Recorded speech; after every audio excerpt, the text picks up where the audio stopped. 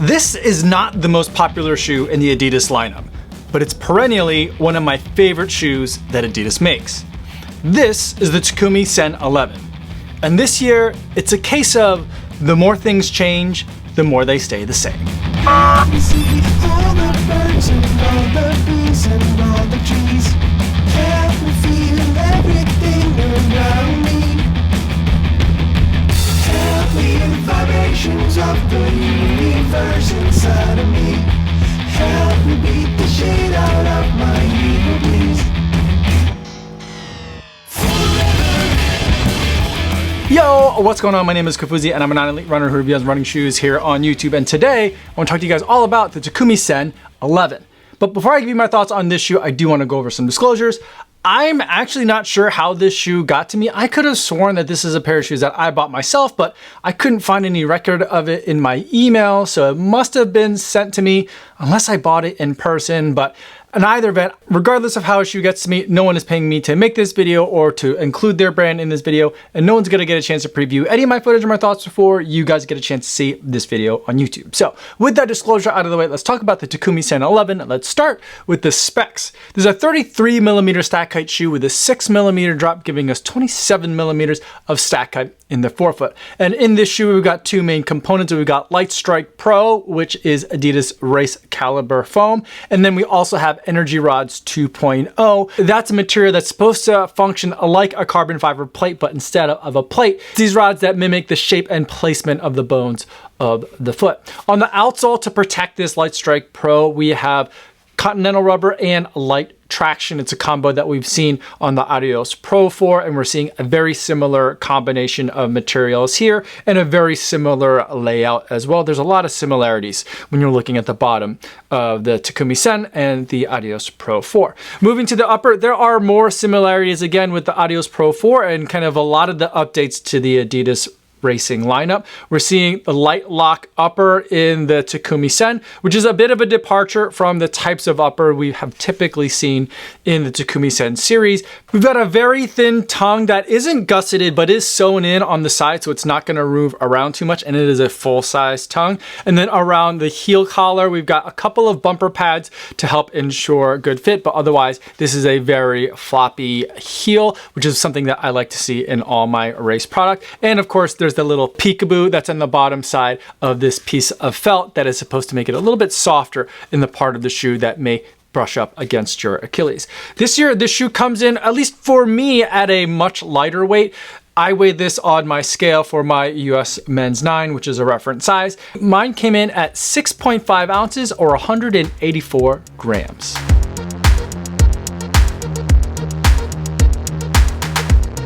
Now that we talked about what this shoe is like on paper, let's talk about what the shoe is like on foot. The Takumi Sen 11 remains my favorite 5K, 10K racer. In fact, I raced a 5,000 meters on the track and I really enjoyed using this shoe there. I didn't think that being in spikes for about 20 minutes for me was something that my body could really handle at my age. And so having the Takumi Sen was a perfect option to choose for that. And I've also been using the Takumi Sen 11 in the way that I typically use Takumis, as someone who doesn't race a ton of 5Ks and 10Ks on the roads, but does a lot of marathon workouts. And so I've been using it for my threshold mile repeats, and I absolutely love it there. Even though the spec sheet says that there is the same amount of foam in this shoe as there is last year, it feels like there's more foam underfoot. It feels like the shoe is a little bit more forgiving than it was last year in the Takumi Sen 10, which I think was probably the harshest of all the Takumi Sens that I've tested. Now, granted, the Takumi Sen doesn't really change drastically from year to year, so calling one the harshest and calling one the softest isn't like a huge delta between those two things, but I am feeling a lot more softness in the experience this year.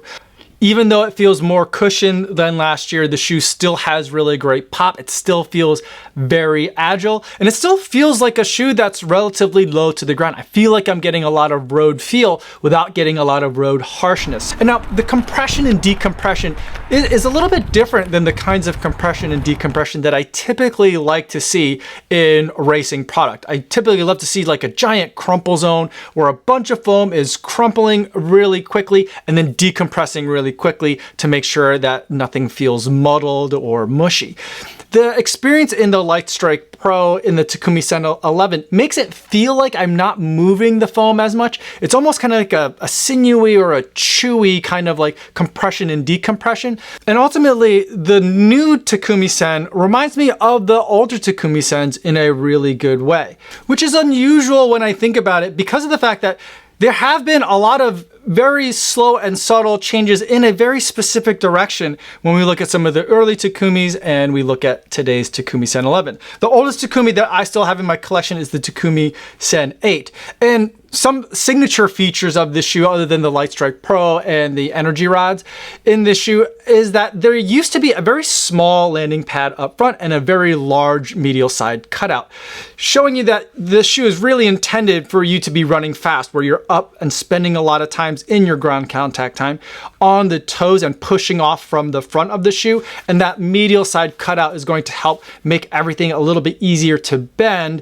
And then as you're pushing off, it releases and it snaps back, giving you just a little bit extra on that push off. And then since then, every year, the size of the forefoot landing pad has increased and the location of the cutout has gone further and further back towards the heel, getting smaller each year as well, until this year, there isn't even a medial side cutout at all. Instead, we just kind of have like this little peekaboo window to let us see those energy rods.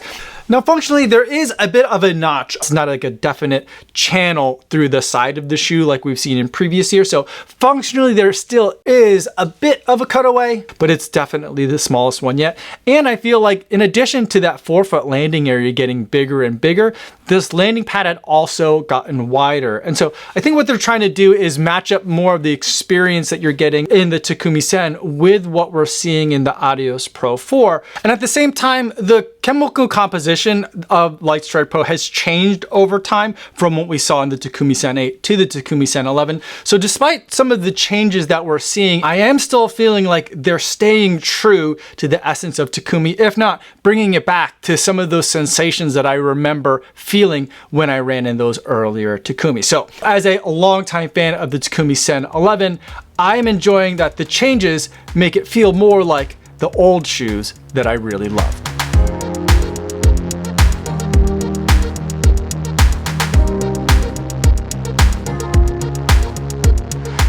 Now, before we wrap up this video, I want to take a moment to talk about another shoe that a lot of you guys asked me about kind of at the same time whenever you guys have questions about the Takumi. And because I'm not going to do a separate review of that shoe, I felt like I'll kind of do a mini review of this shoe here, as well as talk about kind of how I see all of these shoes fitting together within Adidas. And that shoe is the Adios. This is the Adios version 9. I'll hold it over here because it's a black shoe and I have a black shirt. Now, I believe it is the lowest stack height shoe that Adidas has to offer, and it's gone from being the marathon racing shoe to basically kind of like a cheaper version of the Takumi Sen 11. I feel like that's kind of like the best way to think about these two shoes.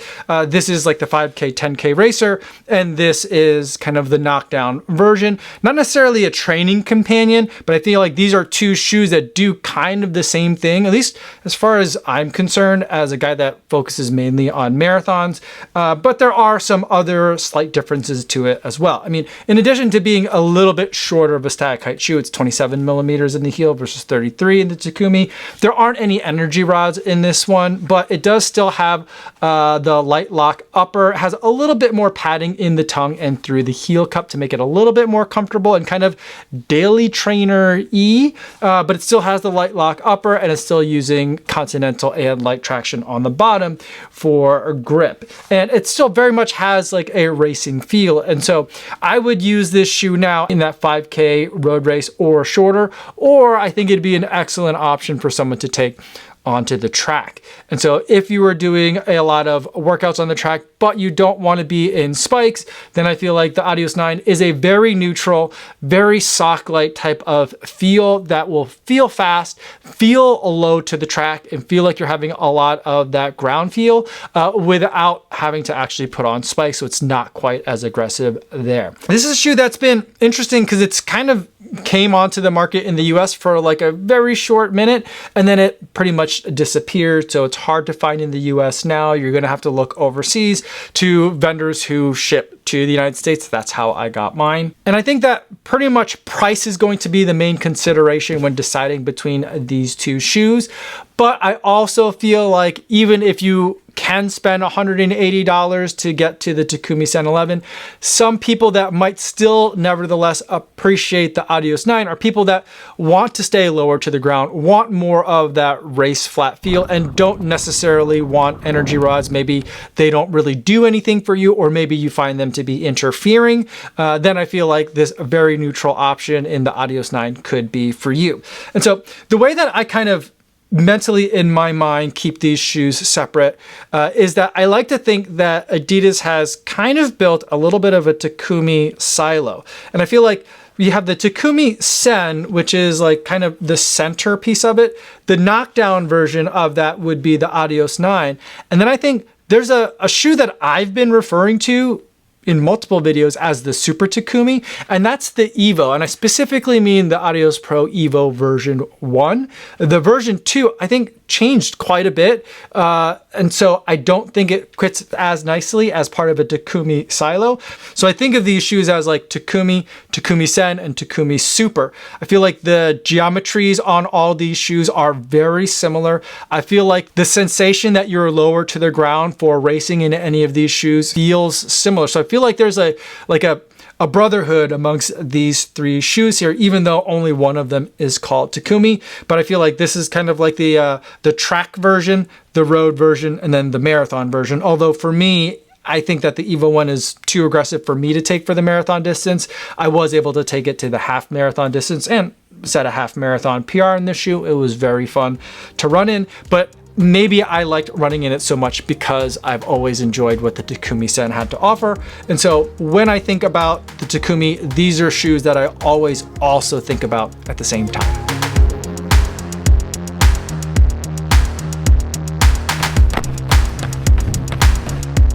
Now let's wrap up this video by going over the buying guide, and we'll also discuss some alternatives.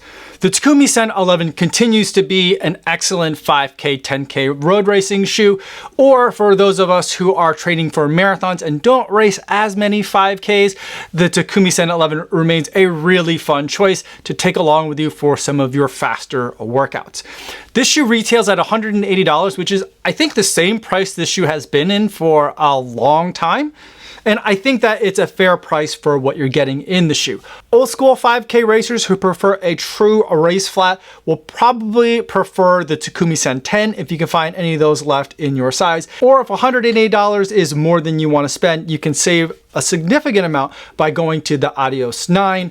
This is a shoe that you lose a little bit of stack height and you don't get energy rods, but there's a lot of similarities in terms of the spirit of these shoes. It's a flatter road flat than the Takumi Sen 11 is. And this is a shoe that I actually got for my daughter for whenever she has to race on the roads or on asphalt and when she's not racing in spikes, although this is not the one I got for her. This one is mine. She has her own pair in her own size. Now let's talk about some of the alternatives that are out there outside of the three stripes to see what the rest of the market has to offer.